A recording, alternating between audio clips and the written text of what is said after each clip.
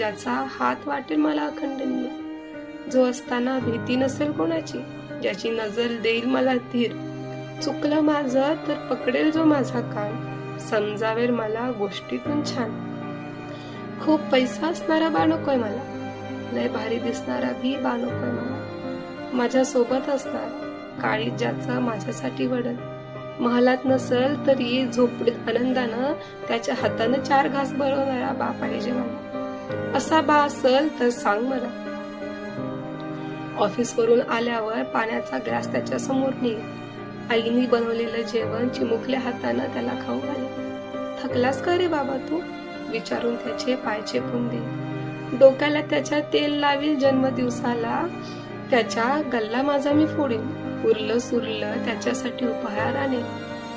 ऐकताच हे ती मात्र निशब्द झाली, ऐकताच हे माझे शब्द ती मात्र निशब्द झाली.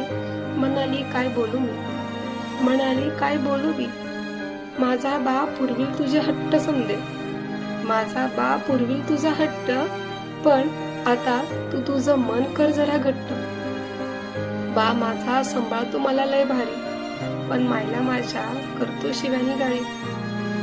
कधी कधी उचलतो हात तिच्यावर, पण त्याच हातानं मला खाऊ घालतो दूध भात खरं. नशेमध्ये धुंद होऊन येतो तो घरी, माझ्या जवळ मात्र असतो तो शुद्धीवर लय भारी. मला झोपू घालतो त्याच्या कुशीत, नसेच्या थंडीत आईला माझ्या छळतो बरोबर. माफ कर ग मला, माफ कर ग मला, आले होते मी भाड्यानं इकायला माझा बा, पण तू तर माझे डोळे उघडून केलं मला गुमान. हे ध्यानातच घेतलं नाही मी, माझी आई बी तिच्या बाला सोडून माझ्या बाच्या घरी राहायला आली. बापाची कमी तिला बी लय भासली. खर तर माझा बाबी तिचा नवराच नाही तर तिचा बाबी व्हायला पाहिजे होतं, पण त्यानं कधी हे समजलंच नाही. बरोबर बोलते बघ तू, मी तिला म्हणाले बरोबर बोलतेस बघ तू. आपला बाप कधी बी आपलाच राहतो, दुसऱ्याच्या पोरी बाईला परकच समजतोय. वाटत होतं भाड्यानं घ्यावं तुझ्या बाला, वाटत होतं भाड्यानं घ्यावं तुझ्या बाला, पाहून हाऊस पुरवावी माझ्या मनाला.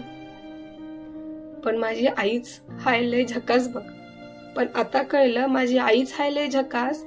10 गड्यांसारखं 10 हत्तीचं बळ आणून तिनं मला केलंय लय खास.